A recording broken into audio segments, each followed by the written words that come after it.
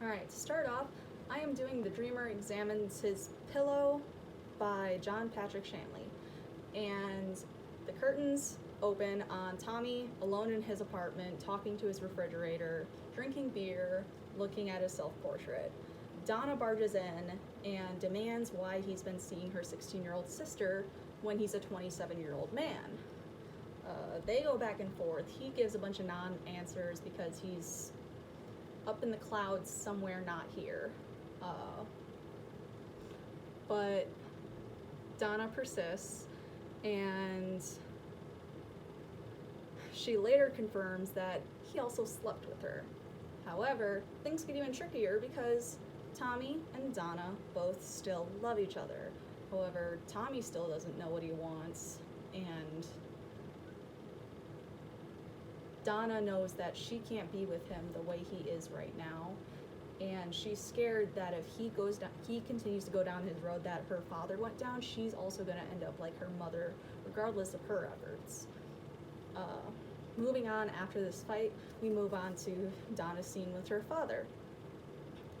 They come in, and after Donna threatens her father with moving in and starting fights with her younger sister, Mona, again, he grants her 3 questions. What is sex for? Or how do you see women? What is sex for? And then why did you stop painting? Her dad is an artist. He's been isolated out in the heights for 2 years, drinking alone in this little apartment with the only remaining painting. Half of it sold, the other half in storage. So they kick it off. The answer to the first question is he sees women as bald. The second question is sex is for making babies. And the third question is because he was so grief-stricken over the loss of his wife after he had a dream that shook him back to reality one day and made him realize that because of his selfish actions, he suffered more than he was trying to gain or trying to preserve. He loved her so much that it scared him, and he needed to distance himself from that, otherwise he'd be absorbed by her. Donna and her dad end up reconciling around this point, and Donna asks her father another thing. She wants her father to go and talk to Tommy and see if Tommy is like him, and if so, beat him up. And also only see her or stop seeing both her and Donna. So he kind of reluctantly agrees to go, and at the end of the scene, Donna pops a wedding ring, her mother's wedding ring, into her mouth that was stuck on her dad's finger earlier. So in the next scene, Donna's father comes in a full tuxedo to talk to Tommy, and it immediately starts off super intimidating. But they seem to kind of communicate a lot better than Donna and Tommy could, because her dad, as an artist, has been in that exact spot that Tommy has been in, because he finds out that Tommy really is like him.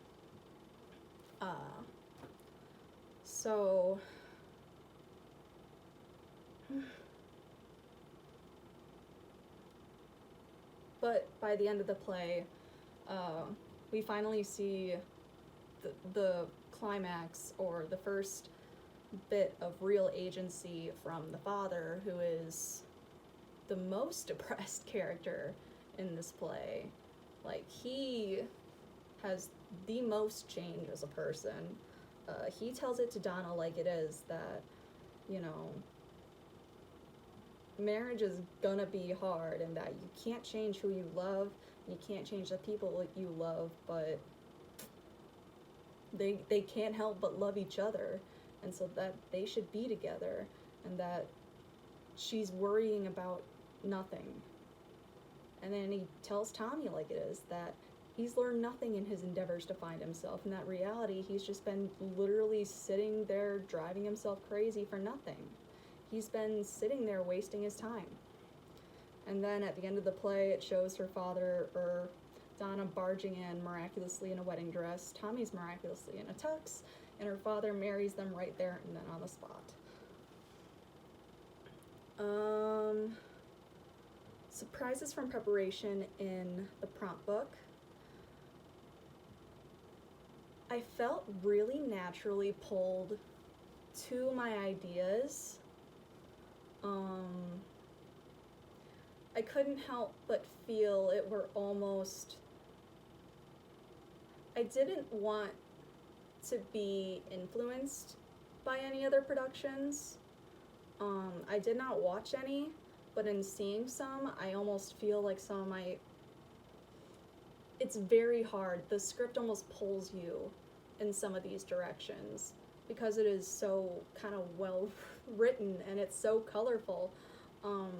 It has these insane monologues that I didn't read even more into, or even realize how special they were until I sat down and looked through them, like on a individual basis.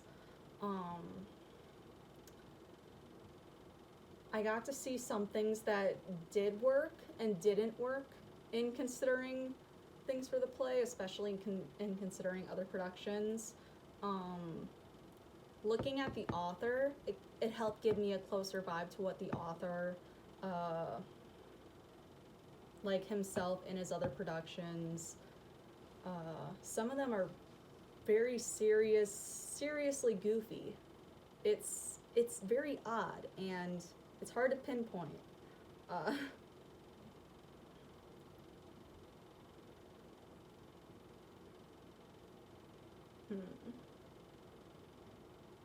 Well, then how about what attracts me to the play? I think this play has some really great philosophical statements, and those monologues are great spots for actors to step out, and we can take them into their world of what they're describing and feeling at the moment with lighting and ambiance, sound design, whatever it may be. I think there's a lot of flexibility there, especially with the wedding ring tuxes and Tommy's refrigerator. I think we can make it super surreal and fun, or it can be super duper subtle, but just kind of like, it's subtle but relevant and natural to the script. As well as, like, Donna's just a firecracker. I absolutely hate Tommy.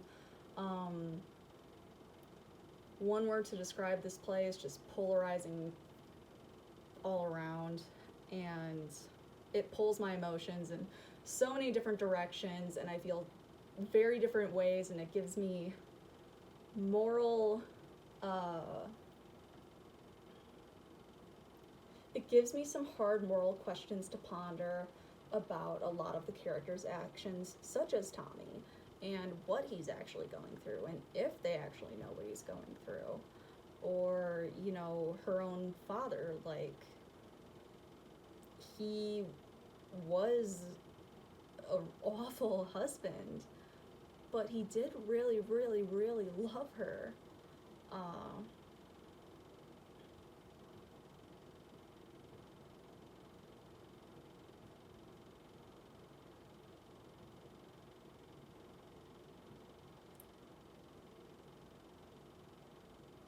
And love is the main theme of this play.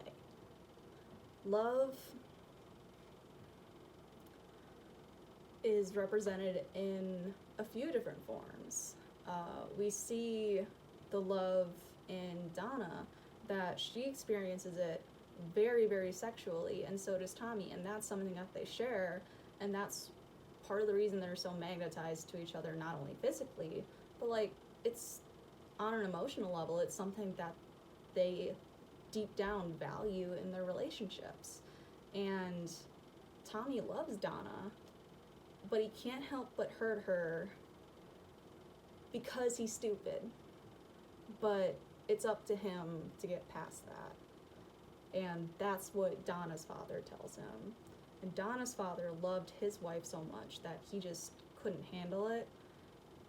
And I've experienced that similarly, where you freshly fall in love with someone and you only want to spend those next few days with them, every single darn moment.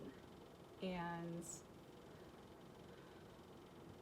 it consumes your life unless you don't let it. It's really hard to get sucked up in that. I compared it to Plato's ladder of love, and at the top being the form of beauty, and the form of beauty being so beautiful that we would never look away. And he was just too absorbed in her, and so he had to go about it all the wrong ways. But that rekindled a kind of father-daughter love between him and Donna, which